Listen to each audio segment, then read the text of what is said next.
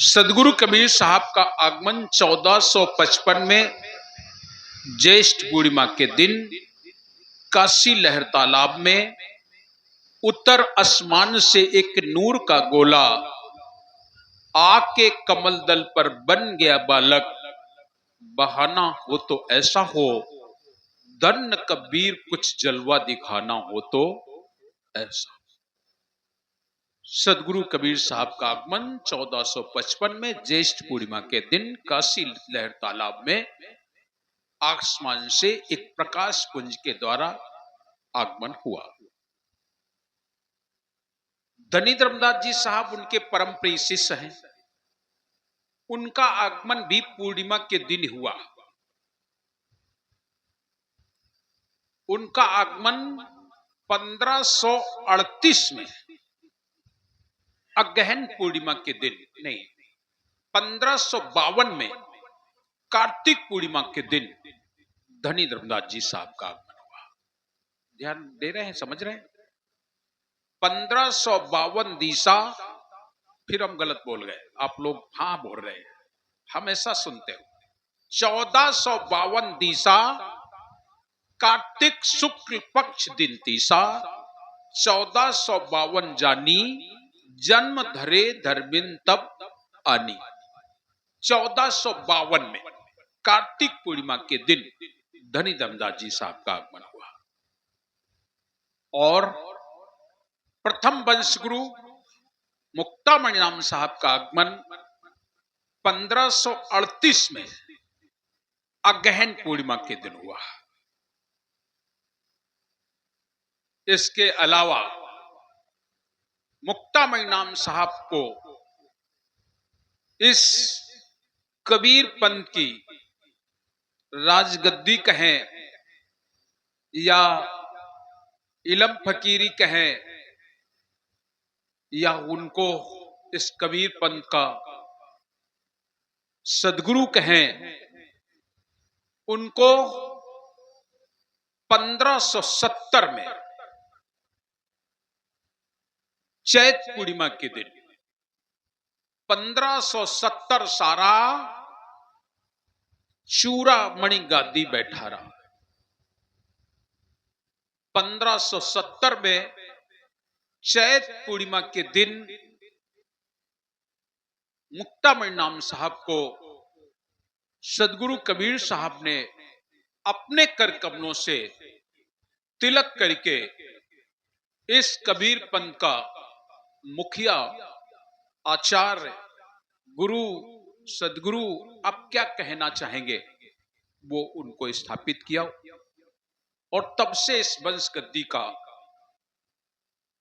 लगातार बराबर अविरल रूप से बहते हुए चलते हुए इस मुकाम पर आ गई कि 15वें वंश गुरु हुजूर प्रकाश मीनाम साहब वर्तमान में हैं और 16वें वंश गुरु उदित मीनाम साहब, उनका भी चादर तिलक 23 जनवरी 2026 को संपन्न हो चुका है। इसमें से कुछ लोग गए होंगे चादर तिलक के समय। जिन लोगों ने उस दृश्य को देखा होगा, वैसा दृश्य ना तो आपने कभी देखा होगा पहले और ना ही अब आगे देखने को हमें तो उम्मीद नहीं है भाई, हम तो नहीं देख पाएंगे। मैं अपनी बात करता हूं, जो हमारे बच्चे हैं, नवयुवक हैं, ये देखेंगे। इतना सुंदर और सुहावना अवसर, और शायद ही आप लोगों ने इतनी जनता भी कभी पहले देखी हो।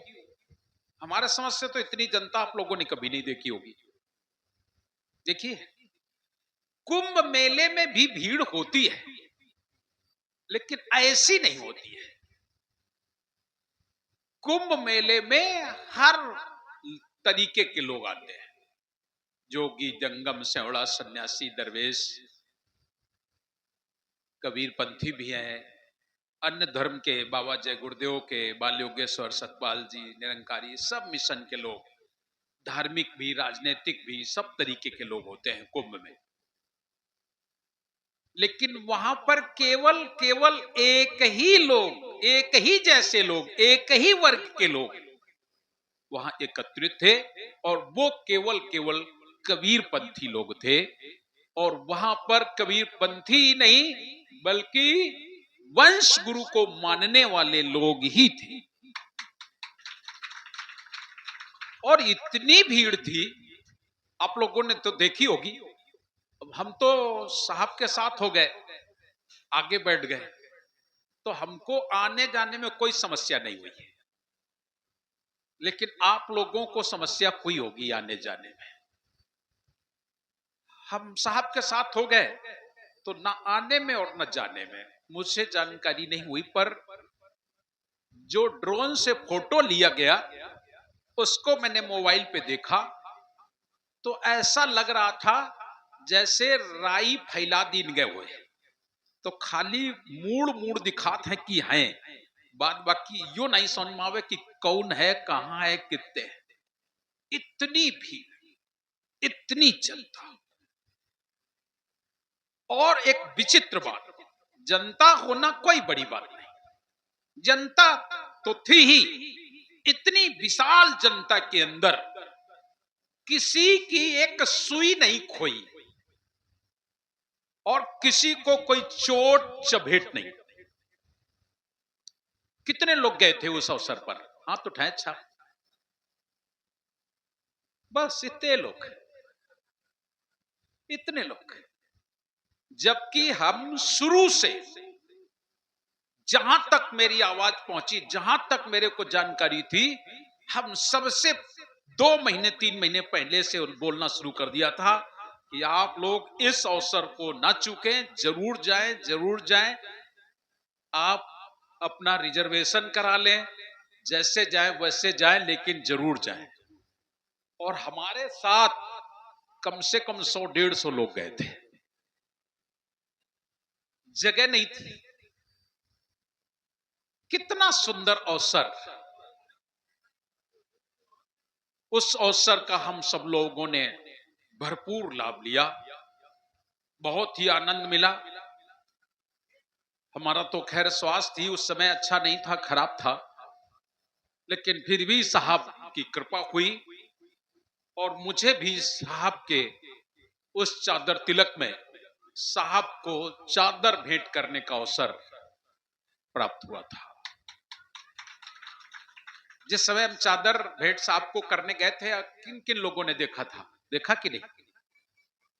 हम जिस समय साहब को चादर भेंट करने गए, मेरा भी जीवन धन्य हो गया। वो अवसर,